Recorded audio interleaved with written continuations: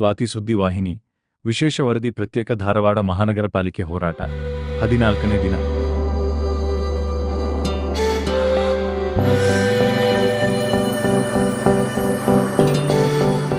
HTMC ಸಾಕು DMC ಬೇಕು, ಧಾರವಾಡದ ಕನಸು ಈಗ ನನಸಾಗಬೇಕು.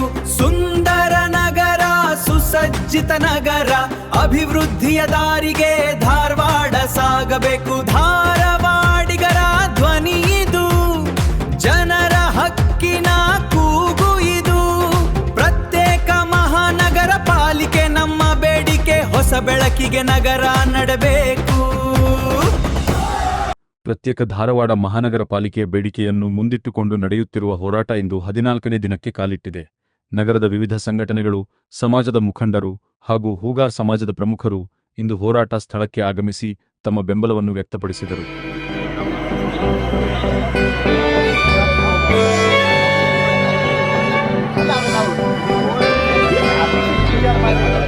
ಹೋರಾಟದ ವೇದಿಕೆಯಲ್ಲಿ ಮಾತನಾಡಿದ ಪ್ರತ್ಯೇಕ ಧಾರವಾಡ ಮಹಾನಗರ ಪಾಲಿಕೆ ಹೋರಾಟ ಸಮಿತಿಯ ಅಧ್ಯಕ್ಷರಾದ ಬಿಡಿ ಹಿರೇಮಠ ಅವರು, ಈ ಹೋರಾಟ ಧಾರವಾಡದ ಜನರ ಹಕ್ಕಿನ ಹೋರಾಟವಾಗಿದ್ದು, ಸರ್ಕಾರ ಸ್ಪಷ್ಟ ನಿರ್ಧಾರ ಕೈಗೊಳ್ಳುವವರೆಗೆ ನಮ್ಮ ಹೋರಾಟ ನಿಲ್ಲುವುದಿಲ್ಲ ಎಂದು ತಿಳಿಸಿದರು.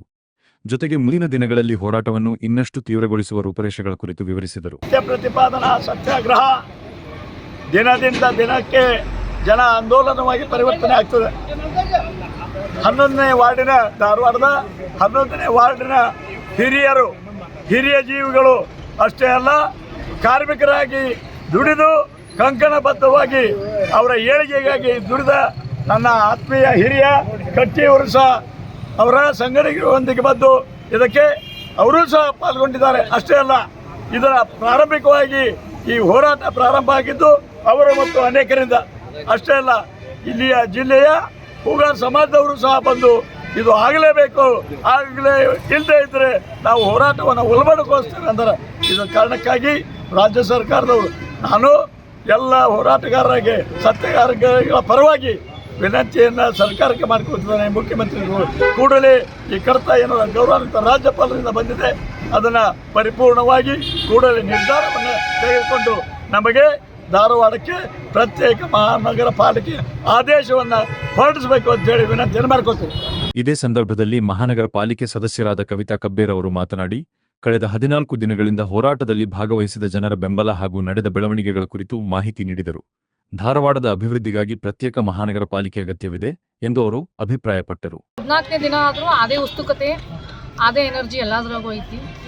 ಇವಾಗ ನಾವು 30 ತಾರೀಕು ತನಕ ರಾಜ್ಯಪಾಲರಿಗೆ ಗಡುವು ಕೊಟ್ಟಿದ್ವಿ, ರಾಜ್ಯಪಾಲರು ಸಹಿ ಹಾಕಿದ್ದಾರೆ. ಈಗ ಜೂನ್ 9 ತನಕ ರಾಜ್ಯ ಸರ್ಕಾರಕ್ಕೆ ಗಡುವು ಕೊಟ್ಟಿದ್ವಿ. 9 ತನಕ ರಾಜ್ಯ ಸರ್ಕಾರ ಏನೋ ನಮ್ಮ ಕ್ಯಾಬಿನೆಟ್ನಲ್ಲಿ ಪಾಸ್ ಮಾಡಿ ಕಳಿಸಿಲ್ಲ ಅಂದ್ರೆ ಅದಾದಮೇಲೆ ಉಗ್ರ ಹೋರಾಟ ಮಾಡ್ತೀವಿ. ಆದ್ರೆ ನಮ್ಗೆ 100% ನಂಬಿಕೆ ಐತಿ. ಹೊಸ CM ಬಂದ ಮೇಲೆ ಫಸ್ಟ್ ತೊಗೊಳೋದ ನಮ್ಮ ಧಾರವಾಡ ಪ್ರತ್ಯೇಕ ಪಾಲಿಕೆ ಫೈಲು, ಅದನ್ನು ಕ್ಲಿಯರ್ ಮಾಡಿ ನಮ್ಮ 9 ತಾರೀಕು ಒಳಗೆ ಕಳಿಸ್ತಾರೆ. 9 ತಾರೀಕು ಒಳಗೆ ನಾವು ವಿಜಯೋತ್ಸವ ಮಾಡ್ತೀವಿ ಅನ್ನೋದು ನಮಗೆ ದೃಢವಾದ ನಂಬಿಕೆ ಐತಿ. ಈಗೇನು ಡೇ 1 ಎಲ್ಲರೂ ಪಕ್ಷಾತೀತವಾಗಿ ಏನು ಹೋರಾಟಕ್ಕೆ ಎಲ್ಲರೂ ಸಾಥ್ ಕೊಟ್ಟಾರೆ ಅವ್ರಿಗೆಲ್ಲ ಕೃತಜ್ಞತೆಗಳು ತೋರ್ತೀವಿ. ದಿನಾಲೂ ಬಂದು ಎಲ್ಲರೂ ಸ್ವಯಂ ಪ್ರೇರಿತವಾಗಿ ಸಂಘಟನೆಗಳು ಹಾಗೂ ಸಂಘ ಸಂಸ್ಥೆಗಳು ಸ್ವಯಂ ಪ್ರೇರಿತವಾಗಿ ಬಂದು ಸಪೋರ್ಟ್ ಮಾಡಾಕತ್ತಾವು. ಅದು ತುಂಬ ಖುಷಿ ಕೊಟ್ಟೈತಿ. ಯಾಕಂದ್ರೆ ಧಾರವಾಡ ಜನ ಅಗದಿ ಮುಗ್ಧ ಜನ. ಧಾರವಾಡ ಎಲ್ಲರಿಗೂ ಬೇಕಾಗಿತ್ತು, ಯಾರು ಒಬ್ಬರಿಗೂ ಬೇಡ ಅಂತೇನಿಲ್ಲ. ಎಲ್ಲರೂ ತಾವು ಸ್ವಯಂ ಪ್ರೇರಿತವಾಗಿ ಸಪೋರ್ಟ್ ಮಾಡಂತಾರೆ. ಅದೊಂದು ದೊಡ್ಡ ಖುಷಿ ಈ ವೇದಿಕೆಗೆ.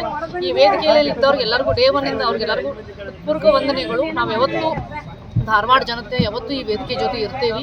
ಹೋರಾಟ ಮುಗಿಯುವವರೆಗೂ ನಾವು ಈ ಹೋರಾಟ ಬಿಡುವುದಿಲ್ಲ.